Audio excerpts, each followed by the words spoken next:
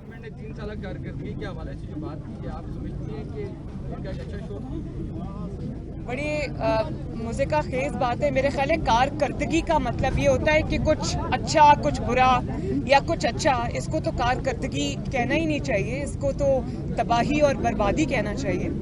पाकिस्तान की 73 साल की तारीख में ना कभी इतनी नाअहल गवर्नमेंट आई है, ना कभी इतनी नालायक गवर्नमेंट आई है और ना कभी इतनी बेहिस गवर्नमेंट आई है कि मुझे बताएं 3.5 साल में कभी किसी ने एक दफ़ा भी ये खबर सुनी कि आटा सस्ता हो गया है, चीनी सस्ती हो गई है, पेट्रोल सस्ता हो गया है, या डीजल सस्ता हो गया है, या बिजली के बिल जो है वो कम हो गए हैं, या कोई बेहतरी आई है? लाकानूनियत का आप हाल देखें कि जगह जगह जिस तरह आजकल ज़्यादती के वाक़यात हो रहे हैं और वो जिस तरह से उनको डील किया जा रहा है, मैंने पाकिस्तान की तारीख़ में कभी ये नहीं देखा। और बेहिसी देखें कि ना महंगाई की परवाह है, ना लाकानूनियत की परवाह है, ना अपनी परफॉर्मेंस की परवाह है 2-3 चीज़ों की कि अपोजिशन को किस तरह से तंग करना है, मीडिया को किस तरह से खामोश करना है और अगली धांधली के प्लानिंग किस तरह करनी है, और किसी चीज़ पे नहीं है। तो इसको परफॉर्मेंस कहना या इसको कारकर्दगी कहना ज्यादती है। जो मीडिया रेगुलेटरी बिल आ रहा है हुकूमत की तरफ से, तो नून लीग इस हवाले से उसकी क्या हिकमत अमली है? हाल ही में एक इजलास भी हुआ है जिसमें इसको डिस्कस किया गया। बड़ी मुझे तो हैरानगी होती है कि मीडिया को रेगुलेट करना है, उसके लिए उनकी ज़बानबंदी करनी है, लेकिन अपनी हरकतें दुरुस्त नहीं करनी। कि डर सिर्फ उन लोगों से है जो सच बोलते हैं। और ये जो 3 साल से आप लोगों के साथ मतीउल्लाह जान साहब, आप इसके प्राइम एग्जाम्पल हैं।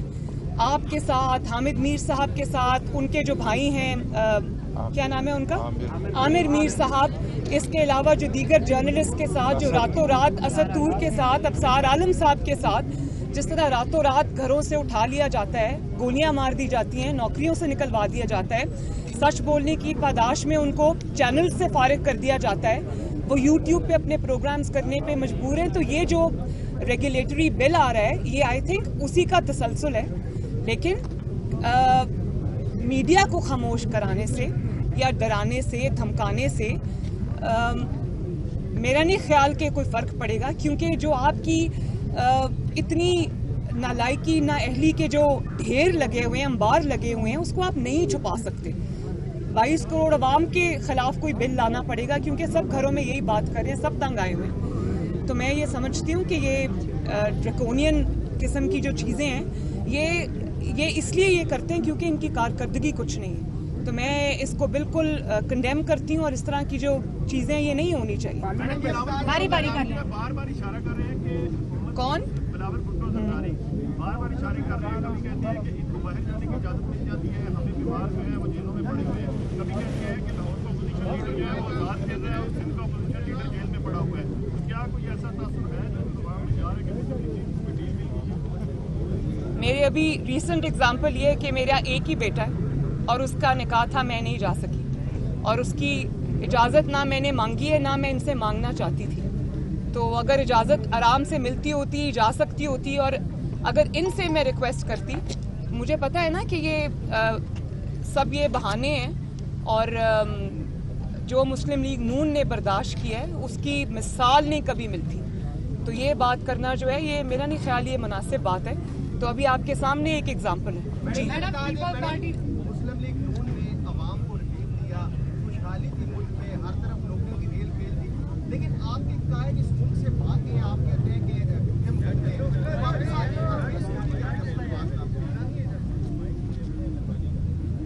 जो 3 साल जिस किस्म के मुकदमात का, जिस किस्म के सियासी इंतकाम का मोहम्मद नवाज शरीफ साहब सामना करके गए हैं, सजाएं झूठी भुगत के गए हैं। अरशद मलिक केस की गवाही आपके सामने है, और अरशद मलिक ने बताया कि उनको दबाव में ला के नवाज शरीफ के खिलाफ झूठा फैसला देने पर मजबूर किया गया।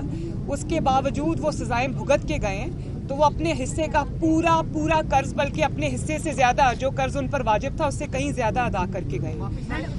वो मैं आज फिर ये बात कहना चाहती हूँ कि ये नाजायज़, नाअहल हुकूमत है, मुसल्लत की गई हुकूमत है।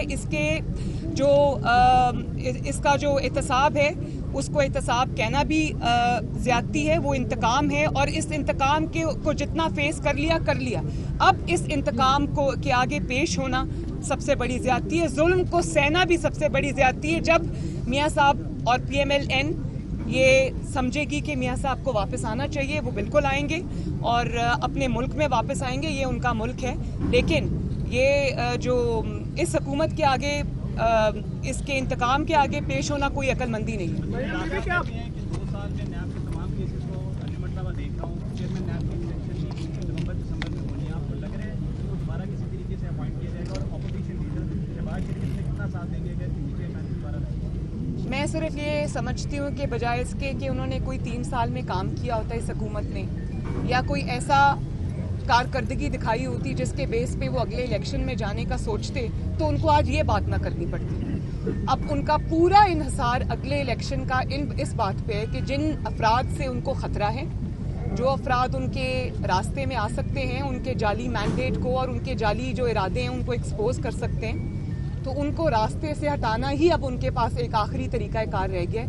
लेकिन मैं आपको ये बात बता दूं कि अब हालात 2017 और 2018 जैसे नहीं, अब हालात बहुत बदल गए हैं। अभी तो ये सब हुकूमत में है तो इस किस्म की बातें कर भी देते हैं, सुन भी लेते हैं लोग, लेकिन बहुत जल्दी आप हर चीज़ बदलती हुई देखेंगे इंशाल्लाह। एक मिनट, ये बात कर लें, आपने कर लिया जी, पीडीएम के मुकाबले में पीपल्स पार्टी में अपोजिशन का इत्तेहाद बनाने का जो है वो फैसला कर लिया। ज़रा इसका कहना है इस हवाले से क्या आगे? I wish them the very best of luck. जी आप बात कर लें। मैडम, चेयरमैन नैब के हवाले से शहबाज शरीफ साहब क्या इनकी हिमायत करेंगे अगर दोबारा से इनको नॉमिनेट किया जाता है? शहबाज शरीफ साहब से पूछ के बताऊंगी आपको। मरियम, ये बताएं कि कुछ दिन पहले अपोजिशन लीडर शहबाज शरीफ को पाकिस्तान टेलीविजन पे उनकी तकरीरें चलाई गई हैं, तो आप एक सरकारी मीडिया की तरफ से इस जेस्चर को कैसे देख रहे हैं? बड़ी अच्छी बात है। मैं तो वैसे हैरान हो गई थी जब मुझे पता चला, तो मैं चैनल चेंज करके देख रही थी कि वाकई चला रहे हैं या नहीं चला रहे। तो आप थैंक यू जी। आप तकरीर नहीं चलाएंगे? भाई मेरी तकरीर चलाएंगे तो वो अपना ही PTV को बंद करके उन सबको जेलों में डाल देंगे। Thank you. अगर मगर का कोई जवाब नहीं है। इंशाअल्लाह ताला मियाँ साहब ज़रूर आएंगे, वो अपनी जमात को खुद लीड करेंगे और इंशाअल्लाह बहुत जल्दी होगा। पीपल्स पार्टी से पूछ लें आप, मेरे पास तो इस बात का कोई मुस्लिम लीग नून की नायब सदर मरियम नवाज की इस्लामाबाद में मीडिया से गुफ्तगू जारी थी। उनका कहना था PTI हुकूमत में जो मुस्लिम लीग नून ने बर्दाश्त किया है उसकी मिसाल नहीं मिलती। जो गवर्नमेंट ने 3 साल कारकर्दगी के हवाले से जो बात की है, आप समझती हैं कि इनका एक अच्छा शो? बड़ी मुज़िका खेज बात है। मेरे ख्याल है कारकर्दगी का मतलब ये होता है कि कुछ अच्छा, कुछ बुरा या कुछ अच्छा, इसको तो कारकर्दगी कहना ही नहीं चाहिए, इसको तो तबाही और बर्बादी कहना चाहिए। पाकिस्तान की 73 साल की तारीख में ना कभी इतनी नाअहल गवर्नमेंट आई है, ना कभी इतनी नालायक गवर्नमेंट आई है और ना कभी इतनी बेहिस गवर्नमेंट आई है कि मुझे बताएं 3.5 साल में 3 साल में कभी किसी ने एक दफ़ा भी ये खबर सुनी कि आटा सस्ता हो गया है, चीनी सस्ती हो गई है, पेट्रोल सस्ता हो गया है, या डीजल सस्ता हो गया है, या बिजली के बिल जो है वो कम हो गए हैं, या कोई बेहतरी आई है? लाकानूनियत का आप हाल देखें कि जगह जगह जिस तरह आजकल ज़्यादती के वाक़यात हो रहे हैं और वो जिस तरह से उनको डील किया जा रहा है, मैंने पाकिस्तान की तारीख में कभी ये नहीं देखा।